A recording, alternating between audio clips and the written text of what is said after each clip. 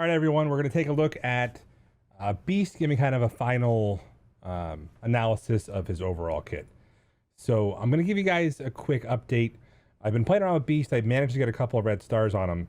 I think the easiest recommendation I can make is this probably isn't the ideal team. You're going to have Cyclops, but you guys all know from Fixed MSF, I didn't bring Cyclops up.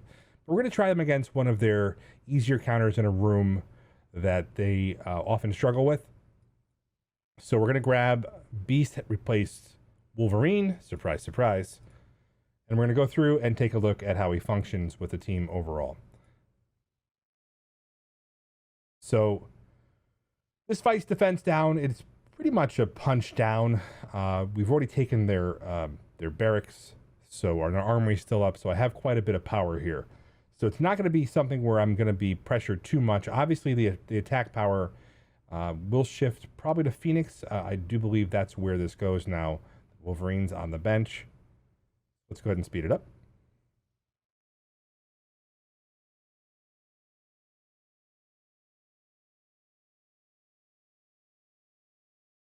And so, as far as the speed goes, right where we want to be right now, there's the taunt. We're going to go into the medic the way you usually want to go, start it up. All right, so here's the problem that a lot of people have with the kit, is the first ability that you have available is the heal. So do you want to heal right now, or do you want to do something else? So if you're trying to let her die quickly, the basic is actually going to let you do the flip positive to a negative. So I guess that would be an option. And he didn't quite land it because his focus isn't that high. We're going to go ahead and transition this over to the medic. Take her out of the game really early in the fight. Still have the taunt on there. So what's going to happen next is a little bit slower than you guys want it. It feels like it's a little bit slower as far as overall, because now she got the heal from the passive on Beast.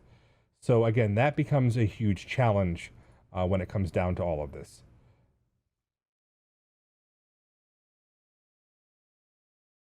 All right. Biggest thing though is she got 2 charge from the basics, so now we can do this, see if we actually lose charges. And she did lose them. So now we're going to do the power up. This is power up plus energy, but notice the biggest problem we're facing is, guess who's still alive?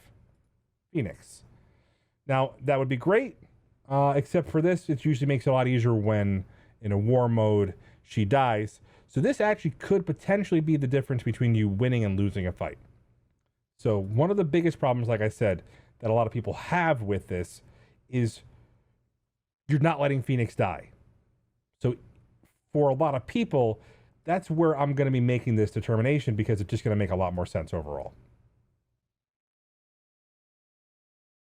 Still a win, still a relatively easy win, but obviously it's something to expect with one of the best teams in the game. So I'm giving Beast a 7, and it means that he's a solid character. War isn't probably the best use for him. He's probably going to be a plug and play character for potentially for your raids. There's a team that I'm working on, you guys will see featured in a later video, that's going to help you build Storm for the final Ultimus node. And the final Ultimus node is something that, as an alliance, if you guys are pushing U7.3, U7.4, and U7.5, that you'll be able to beat them as an alliance using just all of your available attacks without using additional teams. So we'll talk about that in a later video. I do think that Beast, actually, the value goes significantly up if you're a newer player. If you don't have Phoenix, the fact that he does offer defense up, something that you can use to extend with Colossus, is a big difference maker of them being able to tank. And in a lot of the scenarios, early raids, early events, you're going to be able to keep them alive. So probably goes up a little bit, especially if you bought that X-Men pack. That's something that's actually going to be a much better option going forward. In a raid scenario, remember, his kit really comes down to being able to help charge Storm. Charging Storm is something that, if you don't know, when the U7 changes happened, so last summer we had a different U7 than what we saw And then we had a different one before the raid slider happened. So the difference is there's actually less hit points on the current raid. So believe it or not, you can probably charge Storm again and then bring her to the raid, especially on the early nodes. To give you an idea, I brought her in with Beast in the first 2 nodes, and by the time I was done, she had 15 charges, still alive, ready to go. So that is definitely something you could take into consideration. So we'll show you guys really quickly. The ability I'm talking about over here is her basic. All right. If Beast is an ally, gain +2 charges, otherwise gain +1, up to a maximum of 20. So this is actually an amazing ability when you think about it. So from a perspective of charging her again, it's something that I'm actually going to showcase in the raid. And we're going to show you guys some ways to use it. So I've got a U7 difficulty 5. We're going to build a team that should hopefully keep them alive and let us build the charges, and then we're gonna probably show you guys the additional team going forward. So we're a little bit later node. I like having these early 2 nodes here. This makes it a little bit more of a challenge because you're not going to be able to easily sustain. And there's that team I'm talking about. That's going to be for another video. But we're going to take them out right now and then build a team to help with the powering up Storm. So let's go ahead and we're going to grab the X-Men team and we'll make some adjustments so we can power them up. Okay. And just from this, we're going to take these out. We're going to put Sinister in for the additional heals. And we're going to throw in Beast. The clone also allows them to do some additional cool functions. I do like having the now with offense down not being applied by anybody but Colossus. This is the problem. So as an end game player, this is where you're going to find the teams lacking. The big hero, an MVP of U7 is Yo-Yo, and the fact that her offense down is being applied on the team every single time the enemy team takes a turn is one of the reasons why the team is so powerful. And why the units in the premium orbs. Fox Next, aka Scopely, did know what they were doing.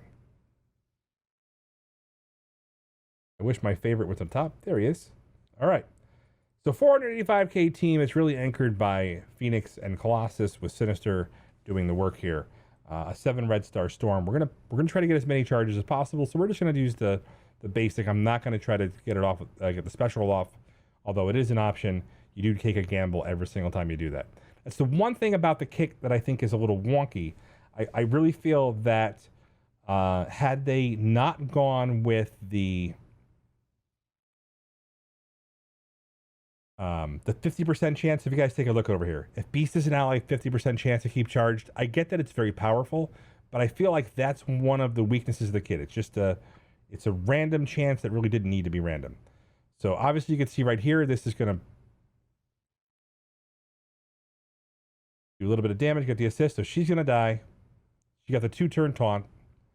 We're going to clone Hawkeye. We're going to take the damage over here. So the interesting thing about this is that you're going to get the ult off with Phoenix.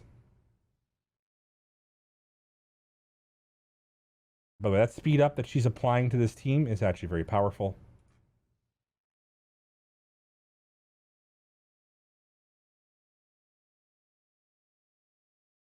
All right, so now he's taking his turn. There it is. He did a passive heal. We were talking about how important that is for Colossus. We're going to throw up the buffs.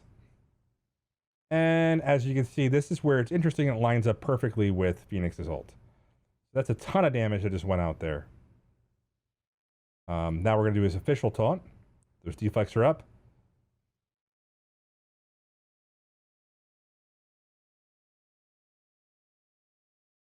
And we're going to see if we can't get this stuff down. So if I use this ability, it's going to stealth her. So we'll go ahead and do that now. It popped him out of stealth, but it did give him some additional buffs here. So let's finish this team off. 2 Miss Marvels. This should be interesting. There's the heal. If you look at charges right now, this is the big thing we were talking about.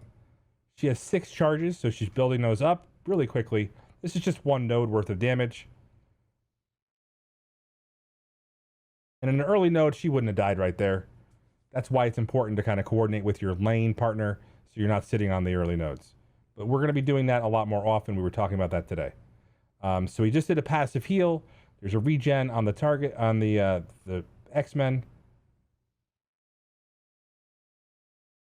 So they can easily one-shot a node, but that's using some very, very powerful gear tier 14. But this is the final level of the raid here. So she's got 6 charges. I got to get her to another 6 or 7 more.